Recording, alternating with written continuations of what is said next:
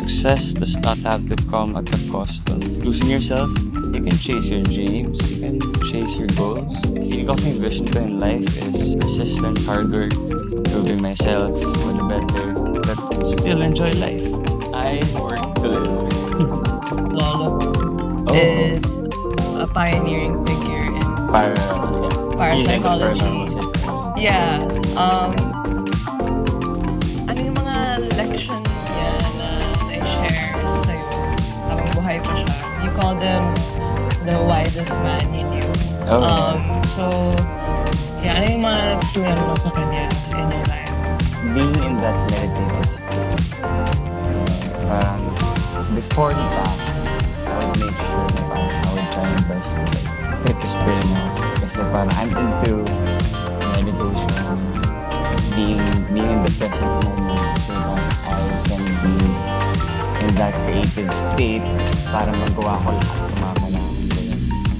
Kasi I'm doing so many things and I'm a firm believer na if your system is in place, you're in that meditative state, I think you're the right thing. So, you would tell me yung mga beta state, beta, mga gano'n. Medyo boring when I was younger. Pero like now, na-realize ko na yung power of the brain is crucial. It's very important for us to be successful. Yun yung talagang sinubukan ko matutunan sa akin. So what does that meditative state look like for you on a day-to-day when you're doing so many things? I have the same morning routine every single day for me to get to that level. So the first thing I do is work out and then I meditate, cold shower, and then lately I've incorporated sauna and ice bath. And I try to read a book. Para lang gising yung mind ko kasi I have sleep apnea. Diba? So, when you have sleep apnea kasi, it will take a while for me talaga para magising. Diba? So from there, that's when I start my day. Diba? I think na magawa ko yung lahat. My system is intact and I can do anything. So I feel like more assertive, I feel more creative when I get to do those things. How long did it take you to get to a point na swak na ang routine mo? Swak. Took a while eh. Feel ko before when I was younger, para I was living life mindlessly. And then when I became a businessman, that's a time when I knew or like I learned that I needed to do that for me to be able to reach my dreams, my goals in life. Was there like a rude awakening for you when you're trying to transition into a more disciplined mindset? Because when you're young, you want to do things, including your aspirations for your career. So was there a moment na you realize, okay, like I need to turn my game on? Or was it gradual? I think it all happened during the pandemic. Siyempre that time, like, walang showbiz. We weren't doing anything. Lahat naman tayo. And then, there's this one person na I was just inspired by her na, okay, like, I have to step up my game. And then from there, started studying business with the goal of, like, gusto ko magkaroon ng sarili kong negosyo. I went to studying and then I had a mentor. Nagtatanong ako sa kanya kung paano maging successful. And then yung mga sinabi niya sa akin. Like yung to be in that meditative state all the time. Tapos ako naman tatanong yung sarili ko, like, how do I get there? So research. Natutunan ko siya sa YouTube, reading books, asking people, experience. Halos 10 years ka na sa showbiz. Ano yung mga expectations na nilaban mo for you to get to where you are now? I feel like in showbiz kasi, kapag artista ka, iisipin mo na, oh, you have to act a certain way. Like, you have to be perfect. You have to be, parang, hello po. Pero kasi hindi kasi ako ganun. feeling ko you can be respectful naman in your own way. Parang never ako nag-change na for me yung pag-artista is just work. Parang feel ko lahat naman trabaho lang, 'di ba? And yung showbiz kasi, I feel like it is an industry na malaking yung chance na ma-consume ka by it because of the fame, 'di ba? So, ako yung iniisip ko lang palagi is it's just work. Like wala. It's outside, it's outside me. It's outside David Licauco, 'di ba?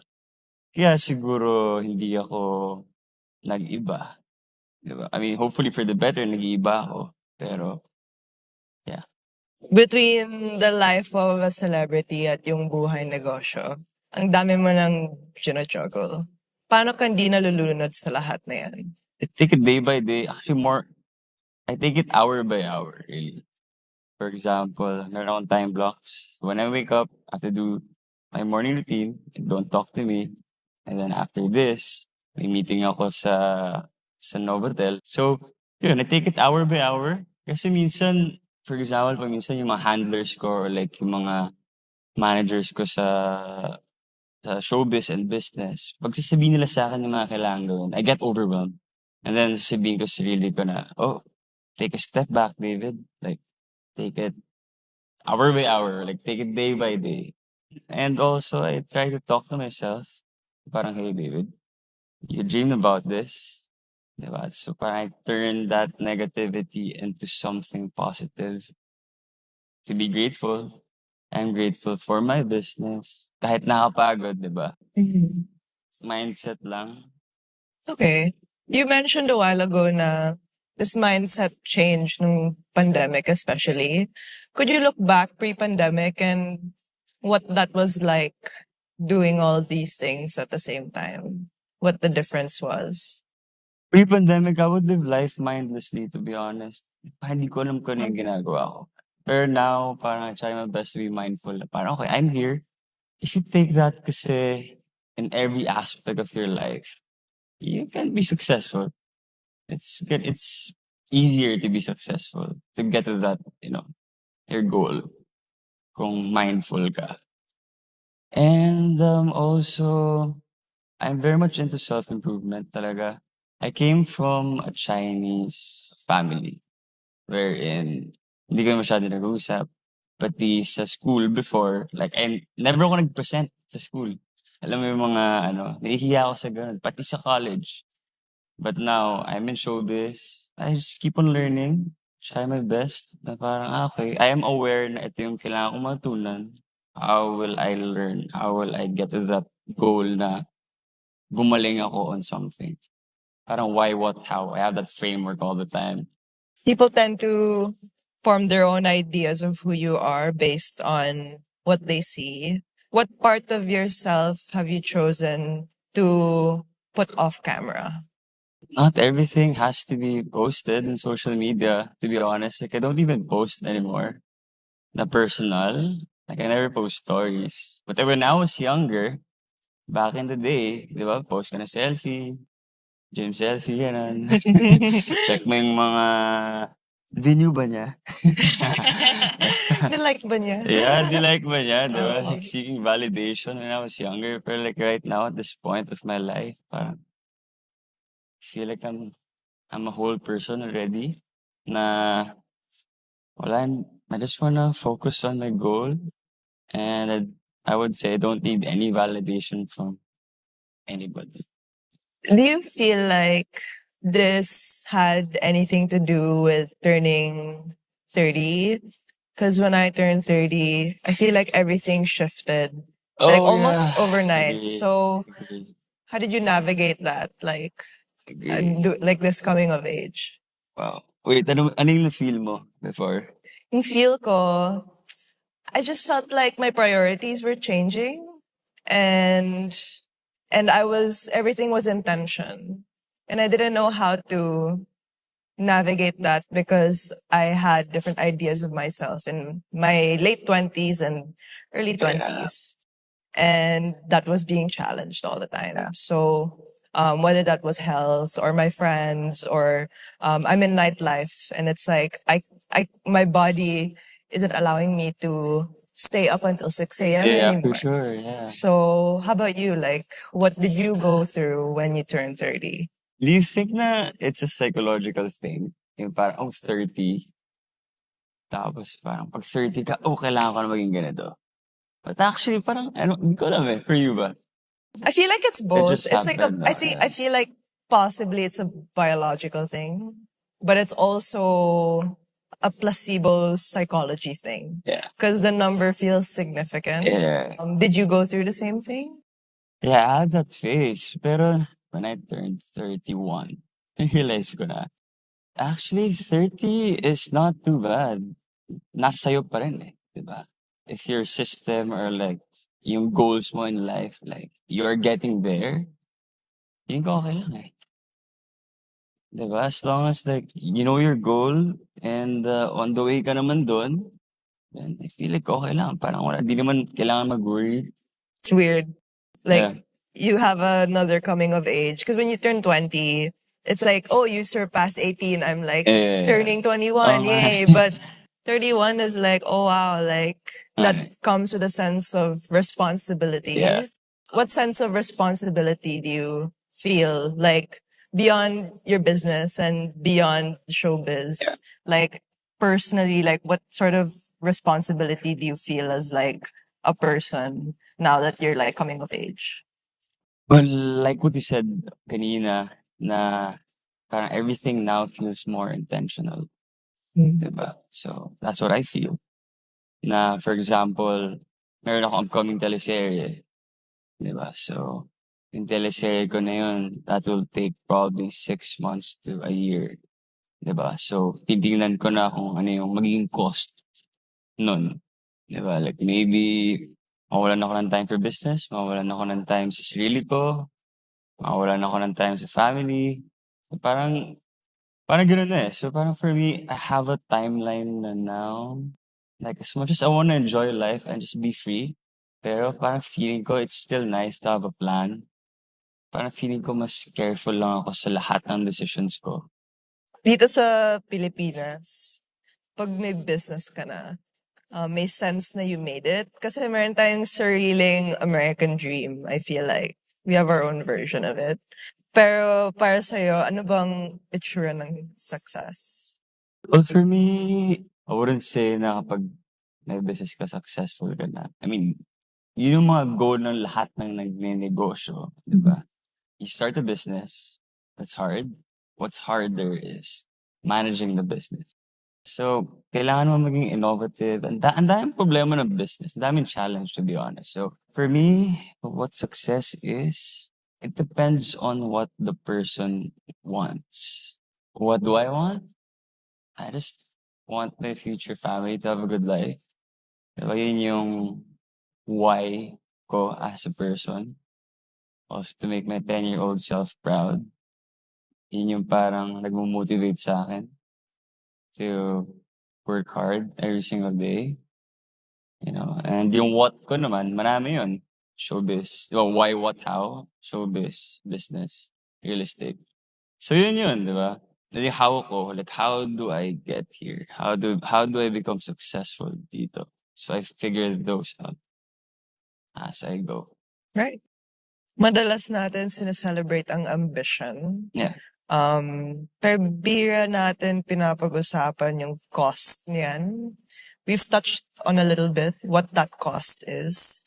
Pero what has chasing success asked of you that maybe people who know you don't know about? I feel like people only see the tip of the iceberg. Like I don't see the work. For example, yung Sobra Cafe. So, oh wow, successful mo na. Diba? Nakita nila yung show ko, yung endorsement ko dyan.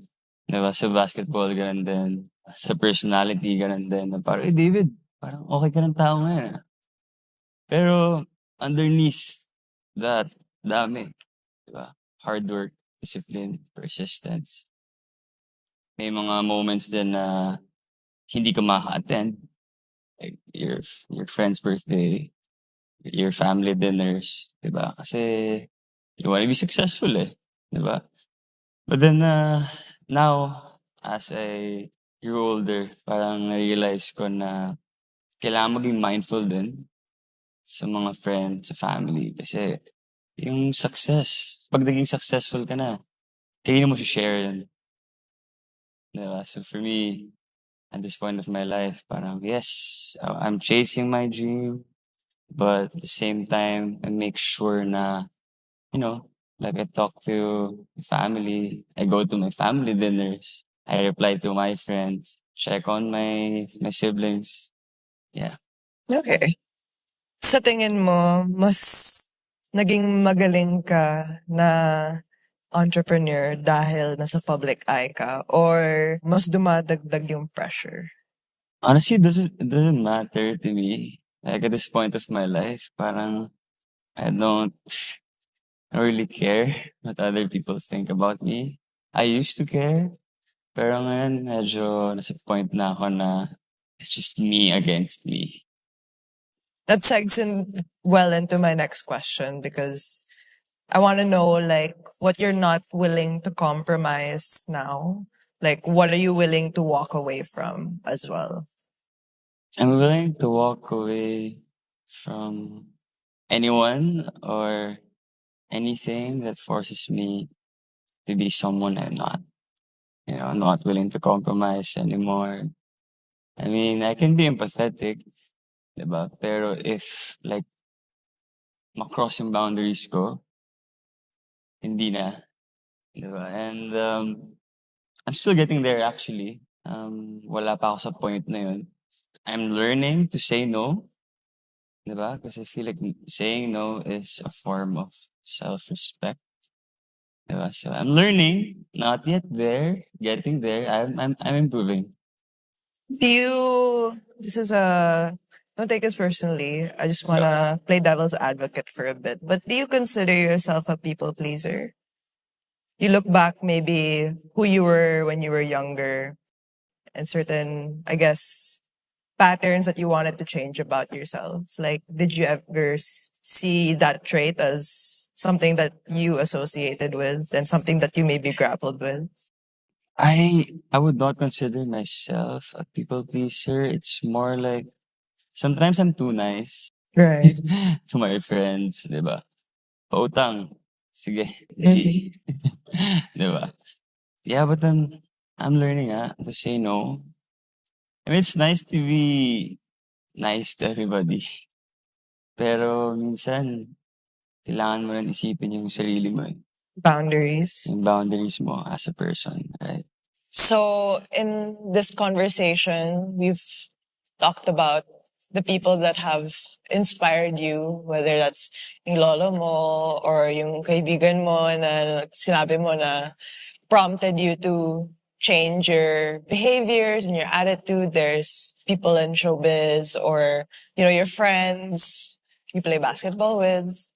How do you include them in your journey sa sobrang dami ng ginagawa mo? Whether it's people you see every day or people that influenced you early in your life.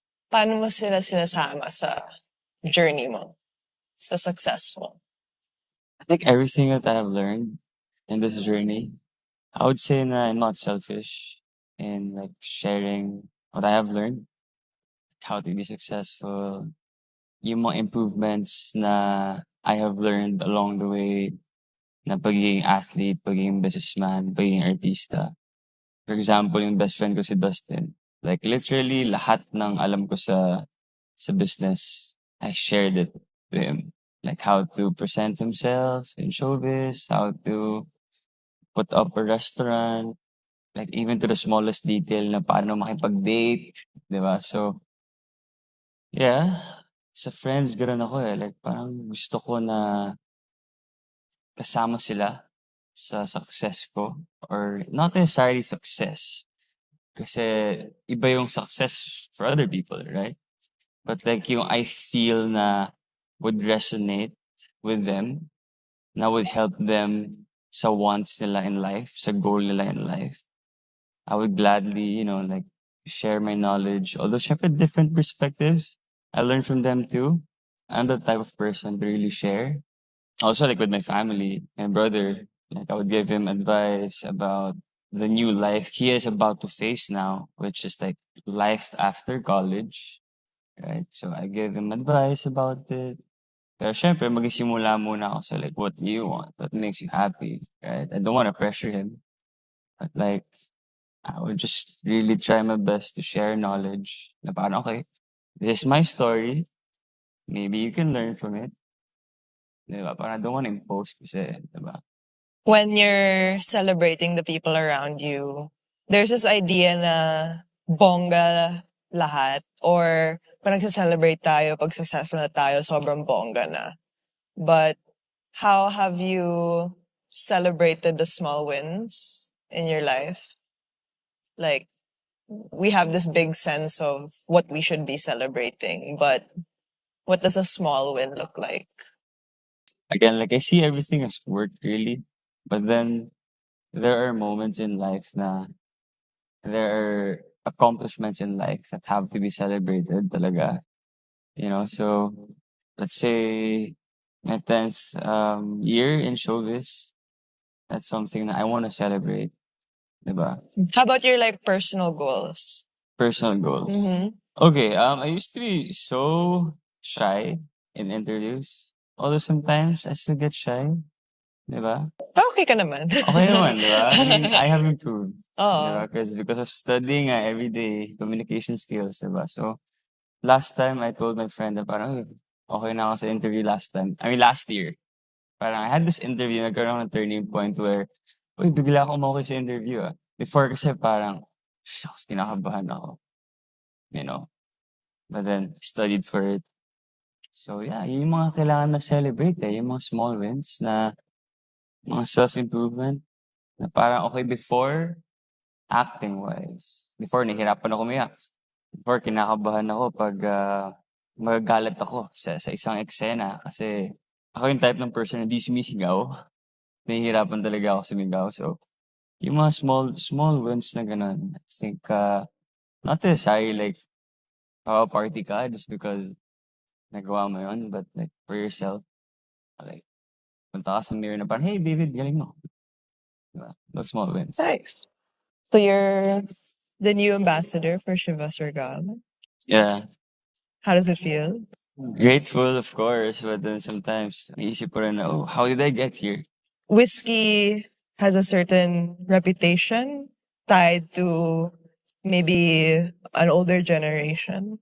And I guess like in trying to introduce it to a new generation, there's this necessity to bridge legacy with the changing tastes of the culture. So for you, in trying to bridge like tradition with new ways of doing things, like how have you navigated that? It just shows na the culture now is evolving. For a company like Chivas Regal, with so much equity, with so much story and tradition, na for them to recognize na they have to pivot and tap the new generation for them to innovate, di ba? It just means na tradition and evolution can actually coexist.